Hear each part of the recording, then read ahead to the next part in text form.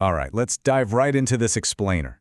Today we're uncovering the absolutely shocking parallels between a famous Silicon Valley business cliché and, well, a terrifying biological parasite. We're going to look at the bizarre intersection of venture capital, developer debates on Hacker News, and the deep jungle undergrowth to see how a widely accepted piece of advice might actually be a massive trap. We're actually skipping our usual agenda today to jump right into a really weird but deeply revealing question. What exactly does standard tech industry dogma have in common with a parasitic fungus that creates literal zombies? I mean, I know it sounds like a joke, but the structural similarities between a predatory business takeover and this specific biological infection are absolutely astonishing. But to understand how we get there, we first need to look at the business side of the equation. I mean, we've all heard the gospel of execution, right? It's plastered across business blogs, repeated by investors, debated endlessly in forums. The underlying premise here, which is aggressively championed by venture capitalists, insists that ideas are cheap.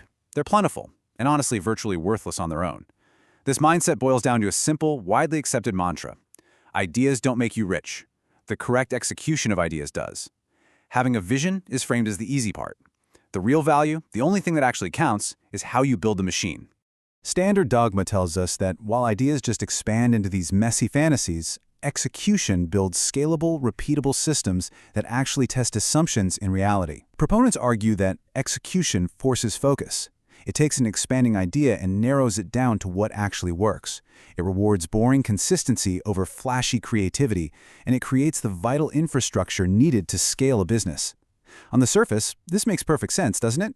It sounds like solid, pragmatic, grounded advice. But hold that thought, because we're going to take a pretty hard pivot to nature here. Meet Ophiocordyceps unilateralis. This is a fungal parasite that infects carpenter ants in tropical forests. This fungus essentially executes a hostile takeover of the ant. It compels it to leave its colony, clive up some vegetation, and lock its jaw onto a leaf in a final death grip.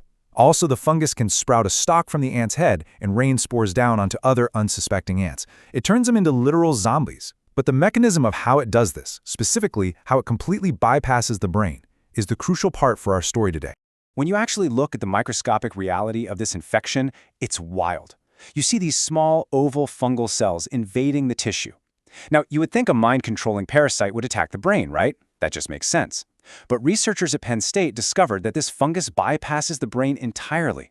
Instead, it invades the peripheral muscle fibers throughout the ant's body. It physically stretches the muscle fibers and severs the anchor points of the ant's muscles, causing severe atrophy. The ant's brain is completely intact and aware, but it has absolutely zero control over its own execution. It's literally like a puppeteer pulling strings. The fungus controls the ant's muscles to force erratic walking and full body spasms. When you track those exact movements, you see these sudden spasm events that lead up to a precise, synchronized moment of the final death grip. The parasite doesn't care about the ant's thoughts or its original purpose. It simply takes over the operational execution of the ant's body to move it to the perfect microclimate for the fungus to reproduce. So keep that image of the hijacked ant in the back of your mind as we head from the jungle undergrowth back to the tech world boardroom. On platforms like Hacker News, there's this massive, ongoing debate between two archetypes, the starters and the finishers. Starters are the visionaries, the architects who come up with the brilliant blueprints. Finishers, on the other hand, are the operators who execute that vision, handling the grueling final 10% of a project. And this execution dogma is so culturally entrenched in Silicon Valley that some critics view the inability to finish a project not just as a different working style, but as a fatal personal weakness. One Hacker News user summarized this perfectly, arguing that not being a finisher isn't just a different skill set, it's a character flaw. Investors and employers often do not care what you started, they only want to know what you successfully executed. The culture heavily favors the muscles over the brain. But seasoned engineers push back hard against this. They argue that a truly great idea is the difficult, powerful secret sauce. One commenter noted that a starter isn't just someone who says, hey, let's go to the moon. A true starter draws up the detailed blueprints for the Saturn V rocket. And once you have that brilliant, revolutionary architecture, the execution is actually just routine maintenance. It's an implementation detail.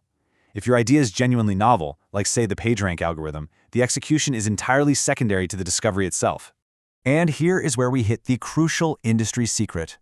Minimizing the value of ideas isn't just innocent business advice. According to sharp observers on these forums, it's a highly calculated negotiating tactic used by venture capitalists. Think about it. If an investor can convince a founder that their brilliant idea is easy, plentiful, and effectively worthless, well, they strip the founder of all their leverage. It's a way for the investor to say, your contribution doesn't count. My operational capital and my execution are what actually matter. This power dynamic maps directly onto historical and geopolitical frameworks, too. Some cultural analysts describe this exact mechanism as the tactic of a royalist liquidator. They use the metaphor of a Wizard of Oz parasite quietly infiltrating systems of sovereignty to exert operational control. It's very similar to the British Empire's strategy of indirect rule in places like India or Nigeria. The fundamental strategy is identical across the board. Whether you're looking at the zombie ant fungus, the British Empire, or predatory venture capital, the underlying playbook is exactly the same. You leave the brain intact as a figurehead. The local king stays on the throne, the founder stays on as CEO, the ant's brain is completely untouched. But the parasite completely hijacks the muscles, the economy, the daily operations, the physical movement, and it always culminates in that death grip, the extraction of wealth, sovereignty, or a massive financial exit for the VC. So, when we view biology and business side by side like this, we uncover what we can call the liquidator trap. That old Silicon Valley dogma that execution is everything and ideas don't matter, it's revealed not as a universal truth, but as a predatory tactic. It's a mechanism for an external force to liquidate the original vision entirely for its own benefit.